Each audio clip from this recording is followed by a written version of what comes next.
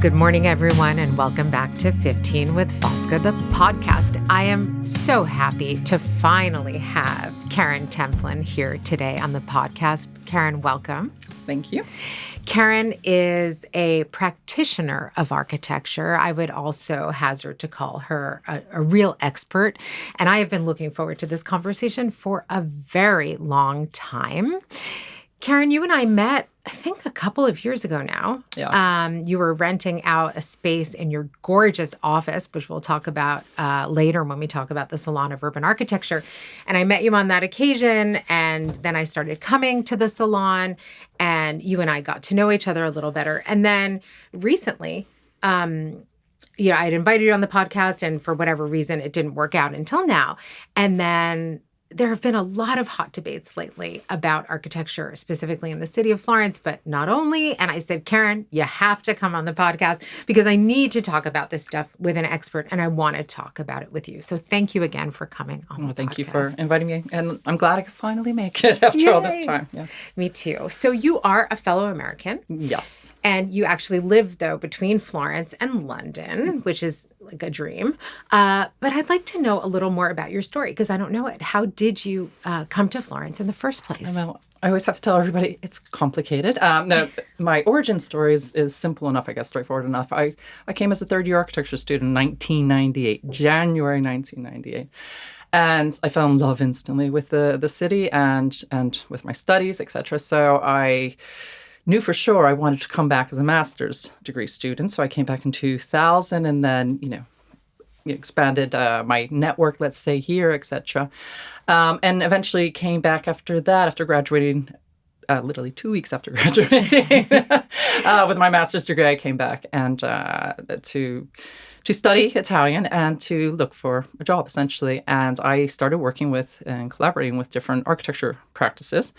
I also then was hired as an adjunct professor of architecture and interior design with Kent State University. So I had come here and studied with Kent State. I went back to the States and I was, as a graduate student, I was leading a second-year design studio at Kent State in Ohio. Wow. And then I came here and led an interior design studio for 2 years as an adjunct professor. And in that time as well, I did a lot of, as we all did, other odd jobs as, waitressing. Mm-hmm. I was a tour guide at the Uffizi and the city, etc. So everything just to be able to stay.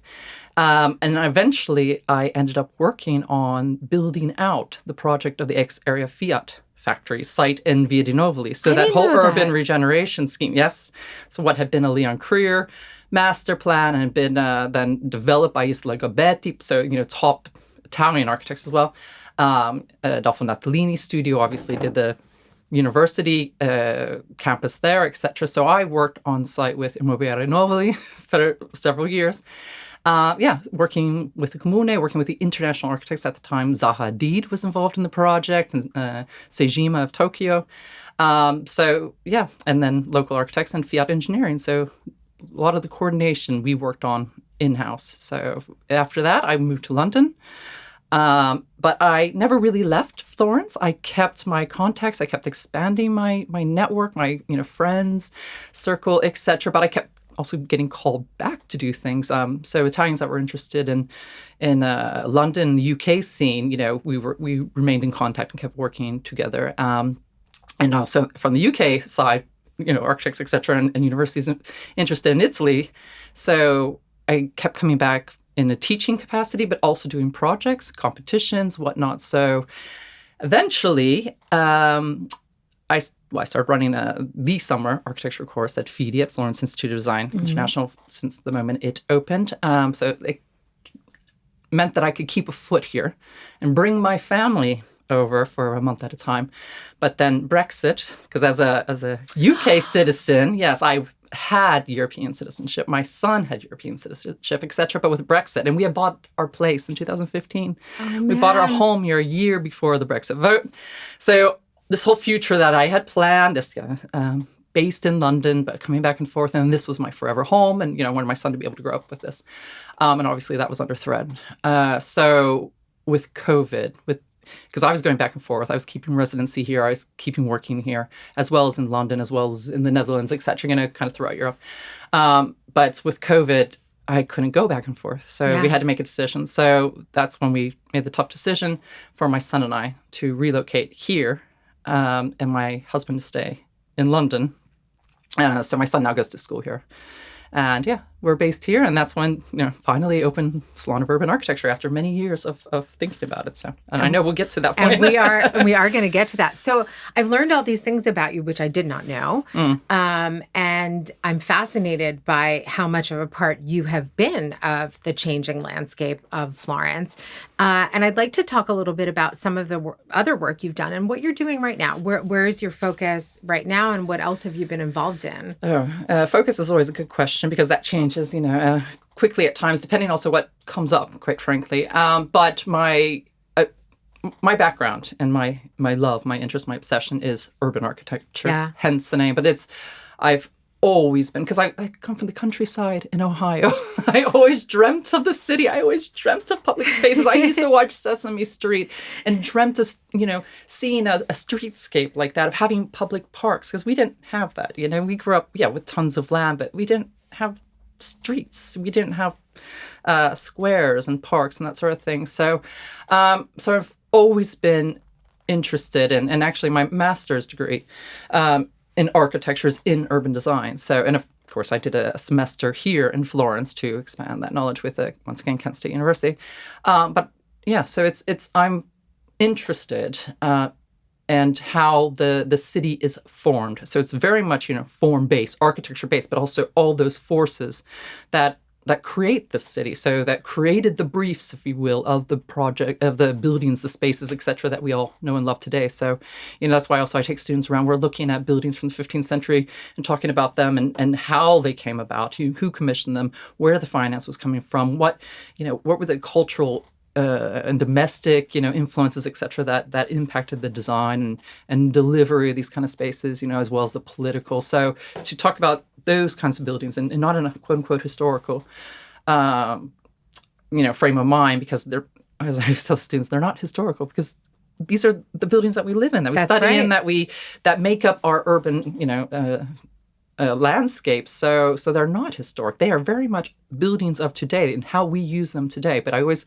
am very interested in how they were actually brought about, and therefore how they were designed with these different forces in mind. So jumping forward then back to Novoli, actually, I didn't design any of Novoli, I can say. So I didn't design any of the buildings. I didn't design the master plan, et cetera. But I did work on site. We had a cabin, a porta cabin on site. And I got to witness buildings emerging from the ground, but not a building emerging from the ground, because it wasn't really the buildings that interest me and so much. It was to see the streets emerging. So when you see streets and public spaces literally emerging out of the ground, that to me, that changed, my life completely, and that put me on a certain path. So leaving Florence, I went to London, and at that time I was, somebody with my skills was in high demand, because UK architects were just getting into master planning, and they didn't have a lot of background in this. And so having come from, that experience and working on site, and then of course with all the different players, if you will, that make these kind of projects happen, I was picked up immediately by a practice called Allies and Morrison architects, and who were one of the leaders at that time. They were the first ones in, if you will, for kind of master planning in London at that stage. Master planning with buildings in mind. So there's one thing, you get urban planners, and they couldn't. I'm not trying to say anything bad about urban planners, but because I'm not. But you do get shapes and colors, and that you can see in these maps. And obviously, there's a lot that goes into then how we design and how we approach actually making pieces of cities. So that is extremely useful. But there's and then there's the architects that can design individual buildings and deliver them. But there's this piece in the middle. There are these people now in the middle that go between the two, urban planning and the detail design architects, at times the delivery architects. And we also design buildings or design rules for designing buildings so that we can actually make places, make neighborhoods, make spaces, etc. So I actually worked my first 2 weeks at Allies and Morrison. I worked on the 2012 London Olympics. master plan, but it was just a temporary thing because I was set for working on Brent Cross Crickwood, a major master plan in London. So there I was working on a master plan that had been set up, but we were developing. So I had gone from delivering something on site that was designed by somebody else, and with architects that were designing individual buildings. But then I went to developing a master plan, and then eventually to doing especially competitions, including for the Ospedale di Santa Chiara in Pisa. Oh. We didn't win. We came second. That's okay. That's okay. But actually coming up with the concept and the original idea to design a master plan and deliver, etc. So it's all those kind of stages, and that led me eventually, because also I've been teaching my entire adult life since I was a graduate student. I've been teaching design, and then eventually history, eventually dissertation, But that also led to obviously what I taught, the briefs I've given design students, is this idea of how do we create pieces of city.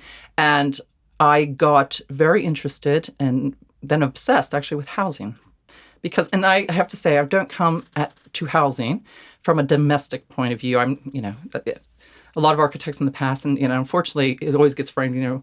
As the women architects will look at the kitchen, they'll look at this kind of domesticity, and I'm not that overly interested in the domesticity of the places, although that plays a huge role. But how housing as the major use in any city. I mean, you could grab a number out there. 75% of all buildings in any city are going to be housing. So how does housing create the city? And so therefore it's this back and forth, inside outside constantly. So understanding housing, urban housing types as the basic building blocks of city making. So that's what's also led to my PhD research, led to 2 books that I've written so far. Third that I'm just starting work on now. Okay. So fingers crossed that goes forward, early days, but yes. So you're doing fascinating and important work. And, I'm glad you pointed out a couple of things that you just talked about. One is the big project you worked on in Novoli. For those who don't know Florence well, it's a neighborhood not too far away from the airport, where the University of Florence built a whole new campus to move their departments, well, let's say most of their departments, not all of them, but to move them outside of the city center. It's an important place of commerce. There's and housing. It's a mixed use. Yeah. It's mixed use, and it was. I don't even know how long ago that was, because it feels like yesterday, but it's not. It's probably been like. Oh no, because it was. I wish I could tell you offhand when the competition was, which obviously is way before my time. I'd say the 1990s is when the project really came about. I started working on it in 2001 or 2. Yeah. So, okay. But it had already been in play. I mean, Natalini's campus, for the University of Florence was already built by the time I started there. So 80s, perhaps, I think the competition was. And that whole neighborhood has been totally transformed. It's been transformed by the light rail system, which we're going to talk about in a second, by the presence of the university, there's the courthouse there now, which is a questionable architectural choice, which we don't necessarily need to delve into today. But, I did want you on the podcast, as I mentioned in the intro, because, and I don't think this is exclusive to Florence. We were talking about it a little bit before we got on the podcast. We were talking about it a little at the last Salon of Urban Architecture. I think this is a moment of, I don't want to call it crisis, but let's call it an important moment for a lot of cities that are facing urban housing crises. Florence is a particular case, and you mentioned it when you talked about the buildings and when you teach your students. Yes, these are historical buildings, but not people live in here. People use these spaces still. So Florence has its own challenges, but I want to catch people up on the debate, and I really want to hear your opinion on it. So there is a major problem in Florence right now.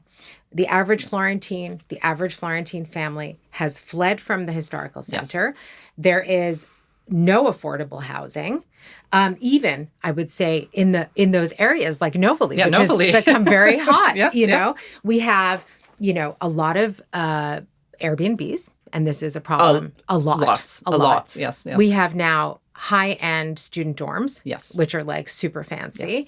We also have things like, and this is something we were talking about again at the last salon, but the former Opera House, which is, as we speak, being transformed into luxury apartments. And then, but you have also, Florentines have opinions on, for example, the tram, which, has led a revolution in terms of public transport and making the city much more sustainable. Absolutely, I mean, yes. I'm a huge fan and accessible, of accessible. and other areas outside the center accessible to Thank people goodness. from Thank exactly. goodness, because nobody can live in the center anymore. Yes, yeah. So, but again, this has brought with it so many debates on every side. I think probably the most loud part of it does concern housing. And so I really want to hear your read on it, and also where like what's going on, but where are we headed? I would say that, yes, our cities, many of our cities, not just Florence, that are in crisis. I really do think this is a turning point. Scarily enough, I mean, the depopulation of city centers, not just Florence, not just Italy, not just Europe. We're seeing in, another place. I know that they're having issues also, in Japan with this over-tourism, which is leading also to this depopulation of the city centers. I mean, in the 1970s, there was depopulation of a lot of city centers, especially like in the UK, in the US, but also in Italy, etc. But for very, very different reasons, for more economic reasons, from a different end in this kind of post-industrial landscape, if you will. Now, and I have to say, it is post-COVID. We could not have foreseen this. I remember years ago, 5.5 years ago when COVID started, and there were all these debates about, what is the future of mankind going to be? But what are the future of what's the future of our cities going to be like with post-COVID? And we have this new appreciation for our outside spaces. We have this new appreciation, like working from home, which is here to stay in a lot of cases, maybe not full time, but it's still like a big thing in the UK example. But that's also because of housing prices, because of transport costs, because of things like that. But all in all, I mean, the biggest change I think we've seen post-COVID is over-tourism. It's just how it has, and you've seen it. I mean, especially the last 3 years, I'd say. I agree. It's been 3 years. I mean, it's insane. They used to say, okay, it's revenge tourism, if you will, because everybody was locked in, so everybody's got out. Okay, well, you'd think we got it out of our systems now, but obviously that's not the case. It's just more and more, and there are also more and more companies, more and more people, obviously making their livelihood from dealing with tourism and certain types of tourism, as we know. And unfortunately, it's taken over city centers, and especially Florence. So. I mean, even, the housing, I mean, obviously, there are so many things to get into with over-tourism and its impact on the city. So it's where do you actually start? I mean, we can obviously start with Airbnb, which touches on the housing thing, and how all these properties, all these homes are being taken off the market. Things that, places that were once homes to families, homes to, little old ladies, homes to, just young professionals, whatever, that once the 4+4 or whatever contract comes up, it expires, then they take it back and they turn it into an Airbnb. Mm-hmm. So, I mean, even in our palazzo, just looking outside our windows, because I live in the city centre, as you know, right by Ponte Vecchio, I live in the Altoarno. But just looking across the street, when we bought our place now 10 years ago, there was a young family. They had a small child in the high chair, and you see them. And I had to say, yes, a young immigrant family that we saw there. It wasn't long afterwards that they were moved out, and then of course that became Airbnb. A couple doors down from there, about 2 years ago, there was a little old lady, and and in her flat in Via. I'm not going to name the street, but yes. And I actually know the people who are not Italian, are not based in Italy. So you have foreign buyers coming in also and buying properties to rent out as Airbnbs, and they bought it and they turned into an Airbnb. And at the same time, I had, we've got friends and colleagues who are desperately looking for, especially younger ones, who are looking for a place to rent so that they could live here. And, a friend of mine, he's a musician, he's a composer, a professional musician and a music teacher, a middle school music teacher. And he and his girlfriend, long-term girlfriend, they've been bounced around, every year they have to keep moving. They cannot find a place, And he's Italian, and they cannot find a place. These are kind of the ideal people that you want, young couple that are looking to start a family. They're desperate to stay in the center. They work, in schools and whatnot, and they're being bounced around. Right. So, and everybody's being pushed out, and even like long term, Florentine friends of mine who are also now like at 60s, 70s, etc.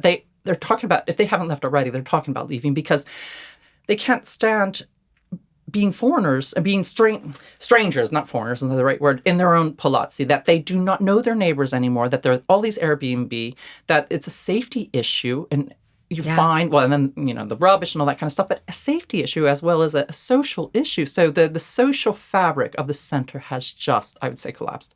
I mean, and we see it and we feel it. Obviously we're foreigners, but I lived in Strocia de Pitti in 1998. The Ultra Arno has always been my neighborhood. We've been here a long time. It's different. And you touched on so many things that are very near and dear to my heart. And the administration has done something about Airbnbs. I mean, they did. The locks. Yes. Yeah. And which is a step. Well, they did try to introduce the law that you could not introduce new Airbnbs, right. But that was then shut down by the Italian government, by the national government, saying that it had to be a nationwide law, right. It could not be city by city.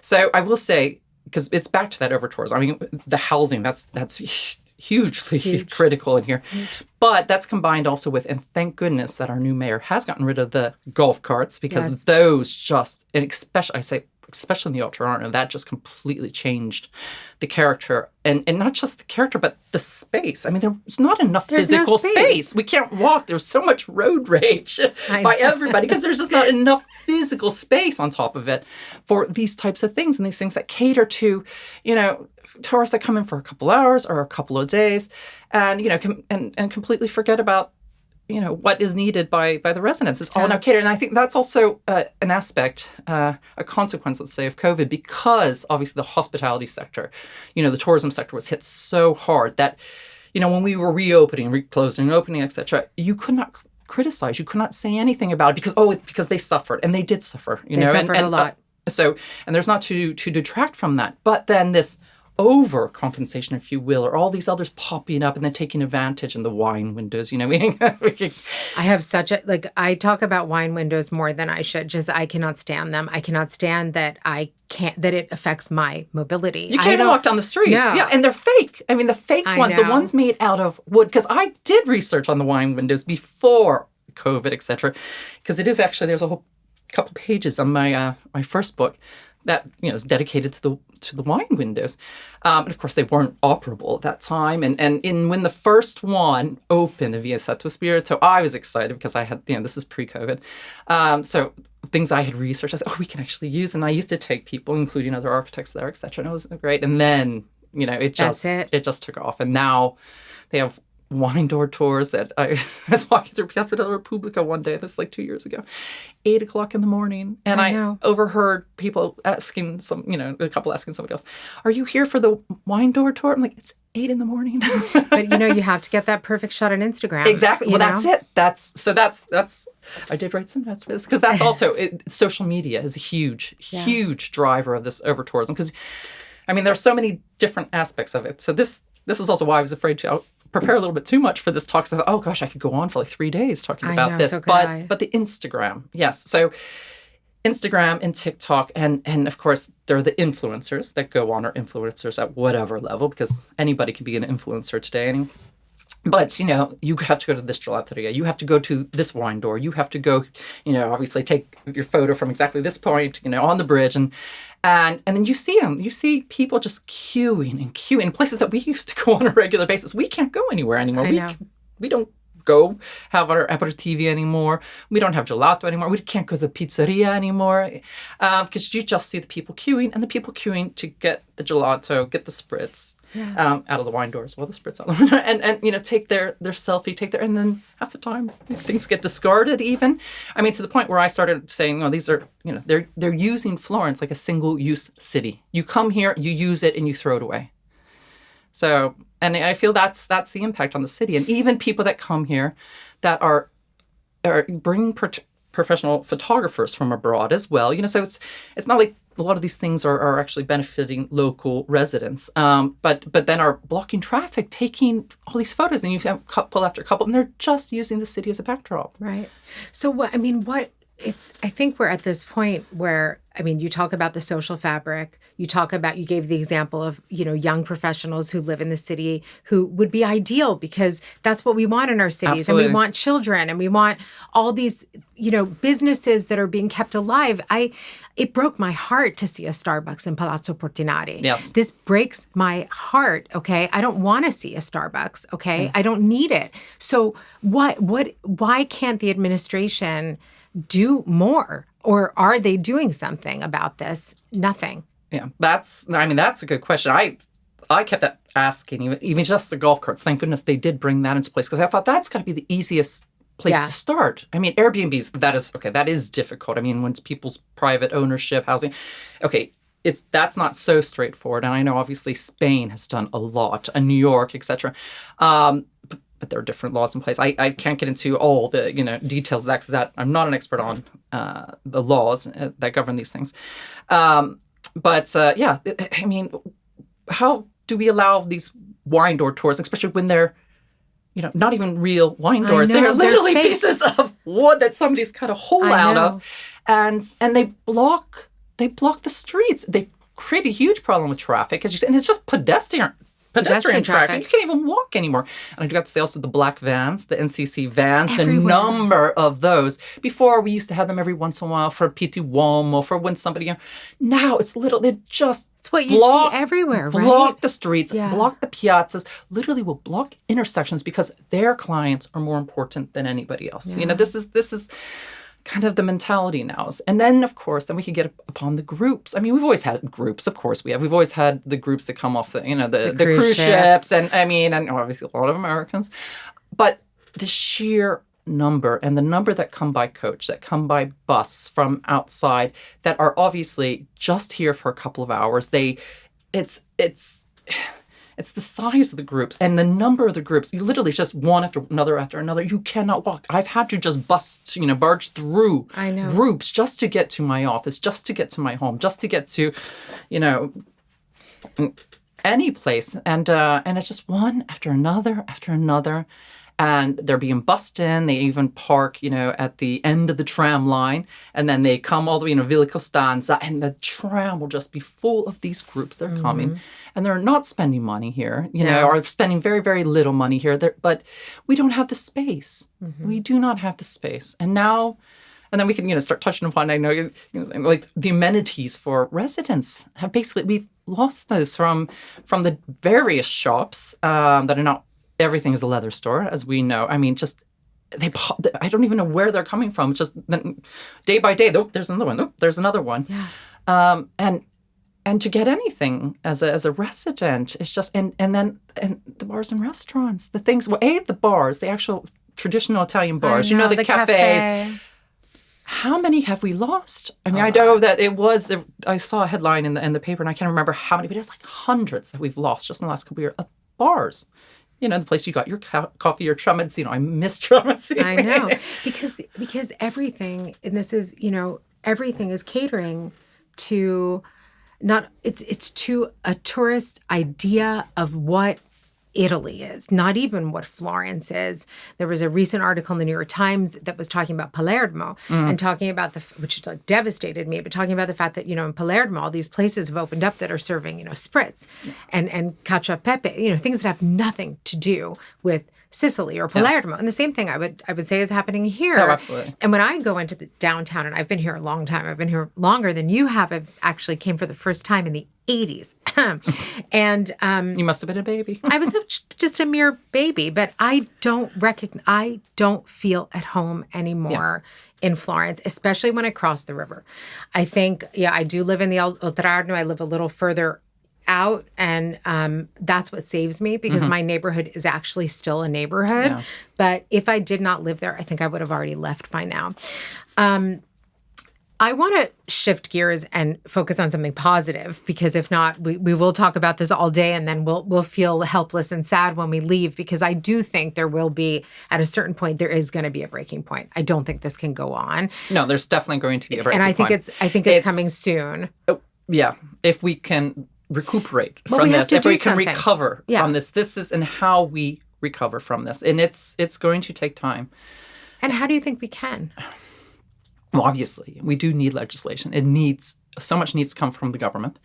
But also, we as individuals, we do make day-to-day choices. For one, I refuse to ever rent an Airbnb or any kind of apartment like that is short-term, and which can be tricky, because even like go to booking.com or something. They're there. And they look like hotels from the description. And they're not. And it infuriates me, because I just refuse, because we see the consequences of that. So, I mean, I think we need to make individual decisions of not to take a golf cart around the city, of not to stay in an Airbnb, to not join a wine door tour. And of course, I mean, I think we've all, especially, as younger people, etc., have been guilty of certain things, and of joining certain tours or doing this. But now looking at the impact of these kind of things, and I know also some people think that they're being. I don't know. I mean, they're educating themselves by organizing a tour, but the problem is, it's just the sheer number. It's the mass of it. It's a lot of these things by themselves in small amounts, etc. It's fine. It's fine. It's not for everyone, but it's fine. But it's the sheer amount. It's the mass tourism, the overtourism that we are experiencing. Yeah. In the last, as I said, 3 years. I mean, we've always had tourism. Yes, we've always had tour groups. We've always had, more touristy places, this and that, But no, it has changed, and it's how rapid this change has come about. That's, I think, is the most shocking thing for all of us. And as you said, it's hard. It's hard now to live in the city center. It's hard when you can't, take your kid out for a pizza. I know. Because you can't queue an hour to, for a place that you've been going to for 20 years, and then be treated as a tourist because they have new staff every day. That's another problem. I mean, we could talk about that too, but most of the things that open up in Florence are food oriented, food or drink oriented. Yet there's a crisis in the hospitality industry because they can't find anyone to employ. It's just like, and it's this whole intricate thing that touches so many aspects of our lives. But I like the fact that you also said, while we wait for legislation, while we wait for something to break, it's important that each of us does our part. So whether that be supporting local businesses or making choices about where we stay or how we choose to travel, it really is up to us. And I say it a lot on the podcast, but also like we need to take our agency back as tourists and visitors. Like what's important to us, like it doesn't, like listen to yourself, I'm not blaming the influencers. They're just doing their thing, but what really interests you? Like, are you just going to a wine window because like everyone is going to a wine window? Because you saw it on TikTok this morning, last night. And it's a lot of this is last minute things even. So yes, I think we need to be responsible in our choices as well. Because I mean, I still travel a lot. I'm not saying, I don't. So therefore, I am still a tourist, when I go places. But you try to be considerate. You try to think about how your choices impact in the social fabric, the residents of a place, et cetera. So I think we all have that responsibility. Yeah. And if it means we have to travel a little bit less often or just reconsider some of our choices when we do it, I do think we have to take responsibility. And then hopefully we also can put pressure on the government to be able to introduce certain things like getting rid of those golf carts, etc. In London, they just now Borough Market, which is very close to my house in London, has been overrun because Borough Market was a wonderful market. It was an actual working market many years ago and became a little bit more touristy, and that's where Bridget Jones, she lived in Borough Market, above the pub, etc. But no, but there was always some aspect in the last 20-some years of tourism. But now, once again, they're the mass tourism and also the influences. So Borough Market has banned influencers from filming at Borough Market. Fascinating. Because they were filming, then all of a sudden, and somebody who's lived there long term, between there and Florence long term, this is my neighborhood. Borough Market is my neighborhood. But all of a sudden, these strawberries dipped in chocolate became the rage, and there's this, 8 pounds for strawberries. Yeah. But it's because influencer put it there. But then you cannot even walk through the market Yeah. anymore. So I think, obviously, it has to work at many different levels, Yeah. and how we, put the brakes on things a little bit. It's not stop everything altogether. It's like, can't say tourism itself is, bad. And we're all tourists. We all want to travel. It We also all want brings to a see. lot of money to the city. Yeah, exactly. So it is a major industry. But if it drives out all the residents, if it drives out all the other businesses, Yeah. So I want to talk about something that I think is important because it's something you do for the community. And it's because this is also what we're risking and what we've already lost a lot of is that sense of community. You mentioned it earlier. We don't know our neighbors. We're not interacting as much. There is a crisis of solitude that everyone talks about, which is absolutely hitting Italy as well. Yeah.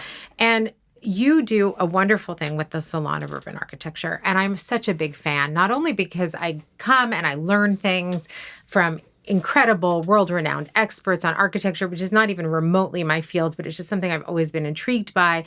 But what I really love about them is the community.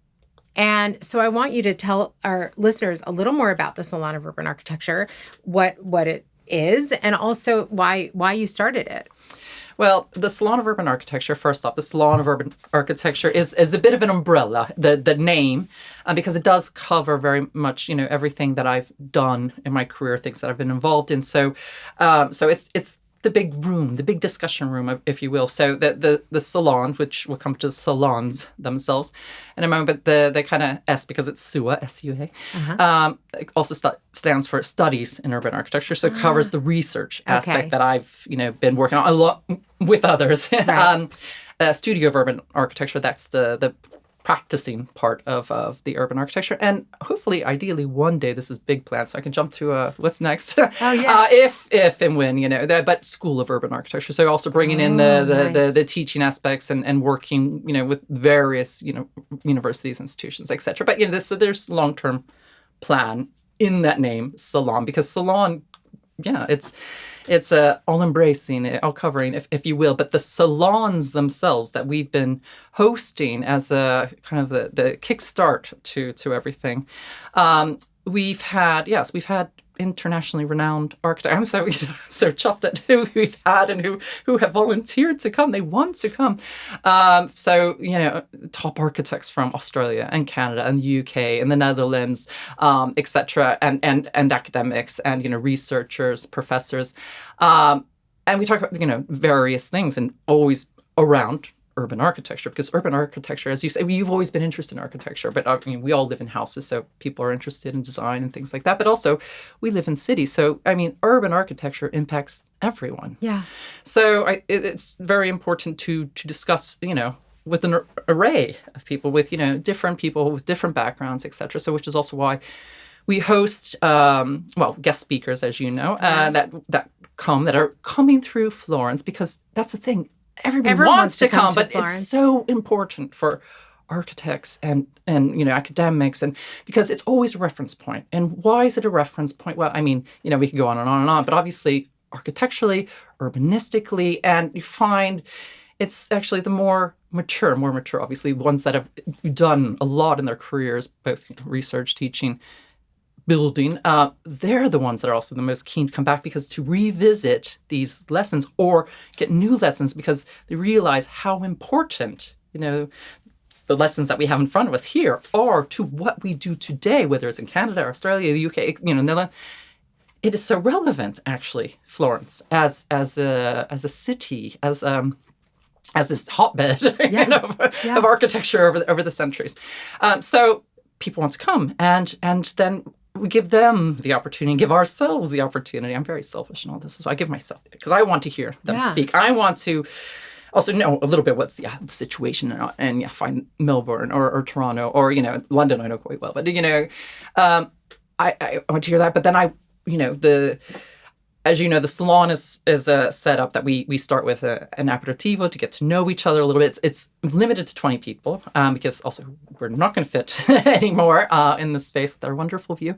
But also over 20, I think it changes the dynamic. Yeah. We have to have a small enough number, let's say, that we could feel free to speak during somebody's presentation. I don't even like calling it a presentation because it's more like a talk. It's really intimate. Yeah, it's so really that nice. we can ask questions, we could comment. There's back and forth, with the audience members, with the group, the salonis, and then that we really get discussions going on. So, and as you said, it's there are architects there are planners there are other professors, designers of various sorts, artists. I have people like yourself that just have an interest, people that work in aid going to developing countries, so it's, the director of the British Institute, and everybody participates in this, this kind of it's a conversation because it does impact everybody, but we also impact urban architecture.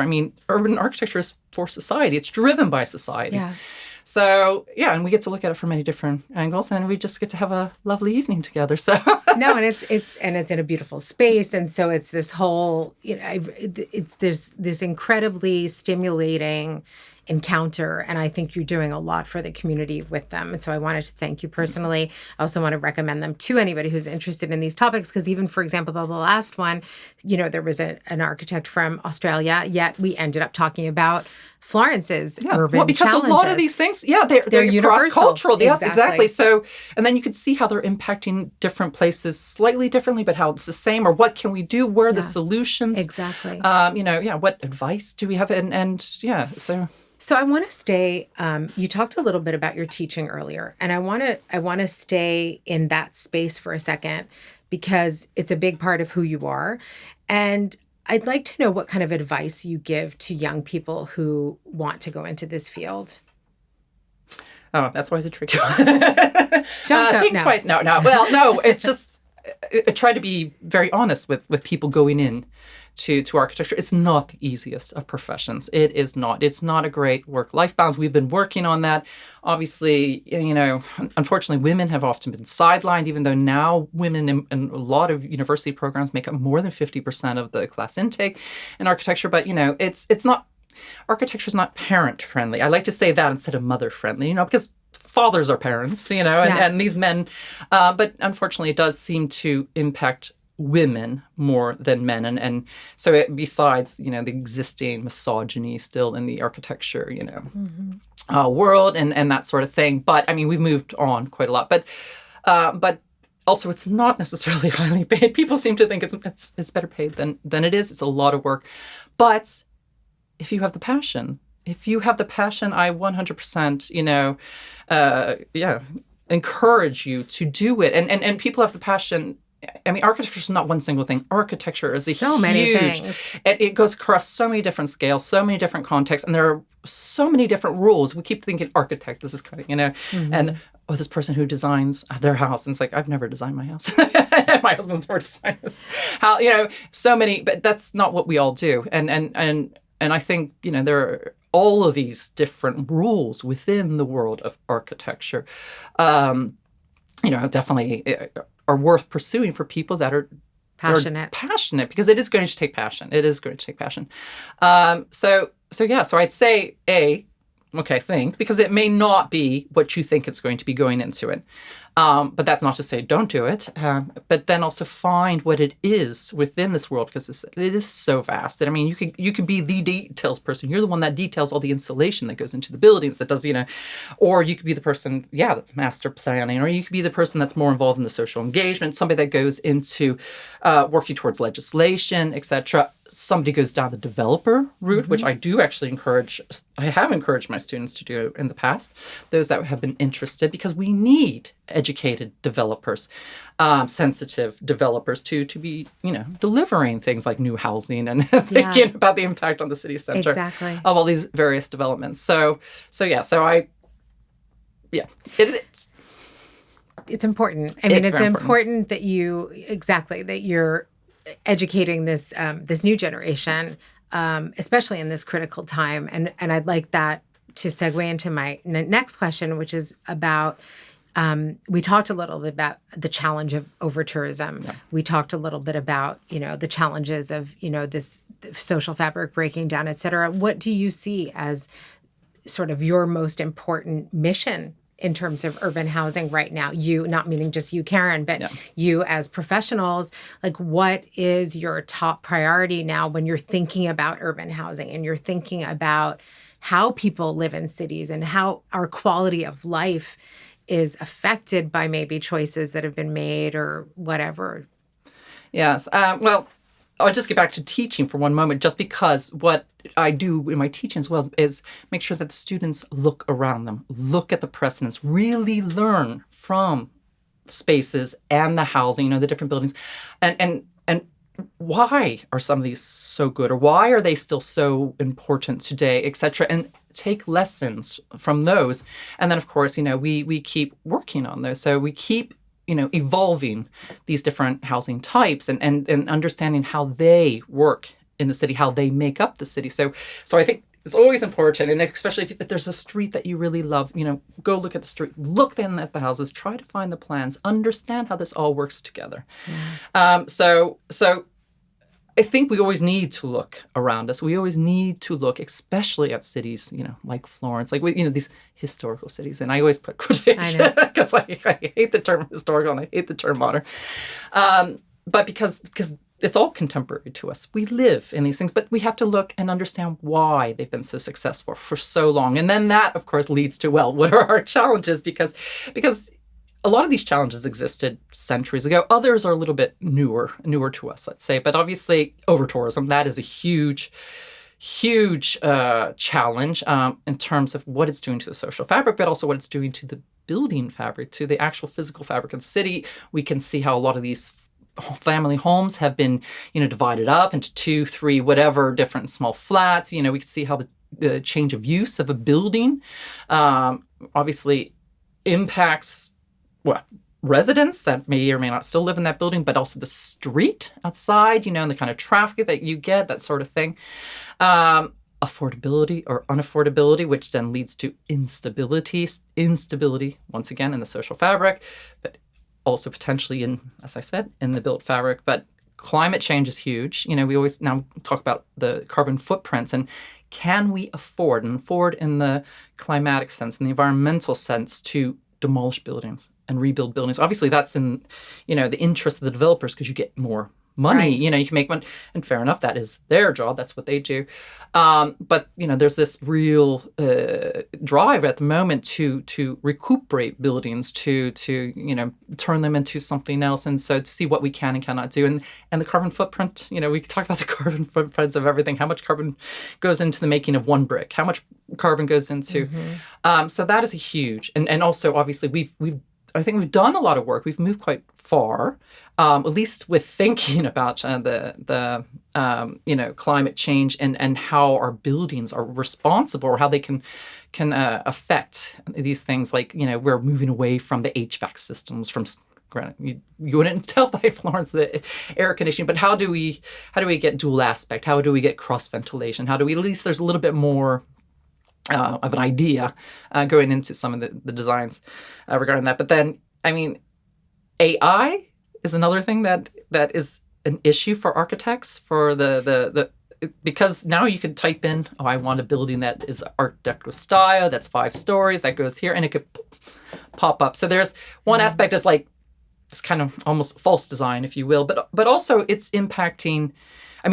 We're very worried, let's say, for our children's generation at the moment, people coming up, people graduating now, moving into careers, and this isn't limited to architecture, but these entry-level jobs, positions are kind of disappearing because it's being taken over by AI. So if we can't train in architecture, for example, it's all about training people. It is a very, very long training process. It's longer than being that it takes to be a doctor.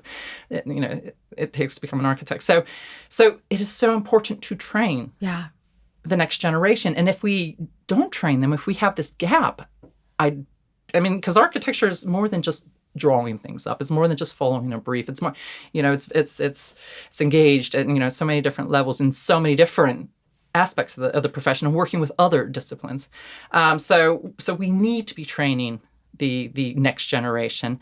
And then, but that also leads to questions about, our role and our future as architects, and also professors and and researchers. It's all kind of been downgraded, especially when you've got quantity surveyor. You've got all these different aspects. I'm not going to go on and on, but because we architects like to complain. But the prestige, if you will, the profession, prestige of being a professor, the prestige is definitely not what he used to be. But what we contribute to the conversation, what we really contribute to the development of places is also in question, because if we're not respected enough, if we don't also have enough background ourselves in different aspects of development, etc., to be able to have these conversations with developers, with planners. Exactly. So I think, gosh, you touched on so many things that we are not going to have time to discuss, but I think what the underlying message is that like we need to continue being human-centered. yes. And this is what we're risking right now. We are losing sight of the importance of our humanness in our cities, in our societies, in our buildings, in our training, in our education, et cetera. And I don't want to dwell on the scary. Let's just look at this more as food for thought. These are things that we should all be thinking about, and I think there's this general sense of, I don't know, just a lot of people have no idea what to expect next. And there's a lot of feeling of, what profession should I go into? There's this message that like, we're pretty much all replaceable now, and it's frightening. That is the message right now. Yes. Yeah. And I mean, and I'm looking at it also as a parent, of as course, you me are. too. And so we think, gosh, what are our kids going to do in the next couple of years? Know. And what are we leaving for them in this sense? And that is quite terrifying. Yeah. I do think, a lot of things self-correct over time. I mean, we've seen it with many different things, but we have to work on the self-correction. We have to move. Like with the city centers, with the overtourism, with this AI threats, with climate change, we do have to work on correcting aspects of that. And so, and as you said, the human scale of it, many things are our own personal decision. I mean, we have one by one little impact, obviously, but we do, we have to take responsibility for. But we do have the power to change things. And I think people lose sight of that right now, are losing sight of that just because it is very overwhelming. It is a very overwhelming world to live in right now. It feels unstoppable at the moment, which is terrifying. It is. So we do look to our politicians. Yes, we do look to our governments to be able to, institute certain rules, etc. And we're not seeing so much of that at the moment. But we also vote, and we also do have a voice, and we do can take responsibility for our own individual actions on a day-to-day basis. Yeah, and that's what we need to do. I know you don't like the word historical, but you can't live in Florence and not feel the history. So what are some of your favorite Florence spaces or places? Well, I have to say, sadly, some of those have changed over the last few years, as you know very well. But I still, of course, Piazza Santo Spirito will always be our neighborhood piazza. Yeah. It's, where my son would play with the other kids and, where we would eat out, with family and that sort of thing. And I still love, and the markets and things like that and Santo Spirito. So Santo Spirito is still one of my favorite spaces. The church of Santo Spirito, because I think this is also so important, the churches that we can still freely walk into when they're open, of course. But Santo Spirito being one. And many times when I see the door open, I will just go in. I'll just take a giro around. Me too. Or I'll just go and I'll sit in a pew. Santa Felicita as well. I just went and sat there. I was going and look at Pontormo. And then I'll just sit there in front of the painting of San Sebastiano. My son's name's Sebastian. But I'll just sit there and enjoy the silence. Yeah. Because, the street, Via de Guicciardini is so busy. Enjoy the silence for a little bit. So it's the churches where you can just kind of nip in and you just get that little bit of solace and respite for a bit. I have to say I'm privileged enough to be a member of the rowing club under the Uffizi, which I love the fact that there's a rowing club. There's a gym where you lift weights. You go. I love it there too. You do Pilates under the Uffizi. Yeah. And you can look through the grates, because we're in the basement. It's so cool. And you're looking into the colonnade. You can look up and to have that part of such an important structure and architectural and urbanistic structure, and not to mention cultural, as part of your daily life. For me, it's just like every time I walk in, but then also to go out onto the river and just to sit there and, the tourists are up there.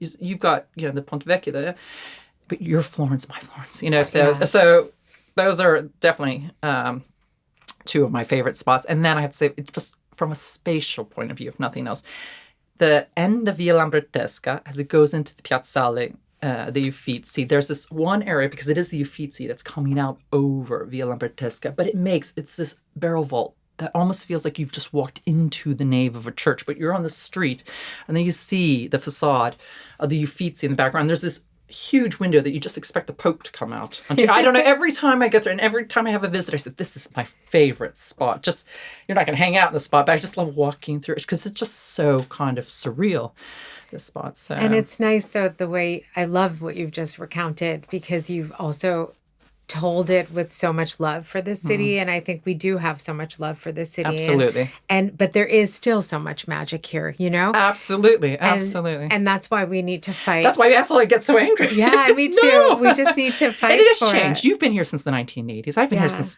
on and off since the 1990s. And we have seen it change. Yeah.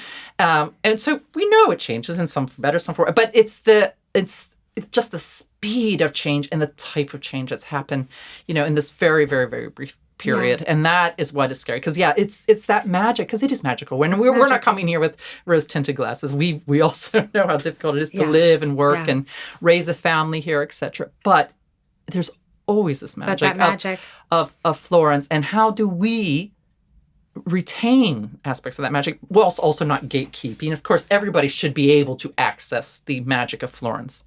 And so I don't ever want to say other tourists, we came and we did this, but other people, or they can't move here, or, no, but we have to make sure not to lose. And as we're doing, the bars and the restaurant, all these things that also contributed. The community. Yes, the community, the artisans that have always contributed to Florence as a whole. It hasn't always just been the architecture or the paintings that are in the Uffizi or the wine window.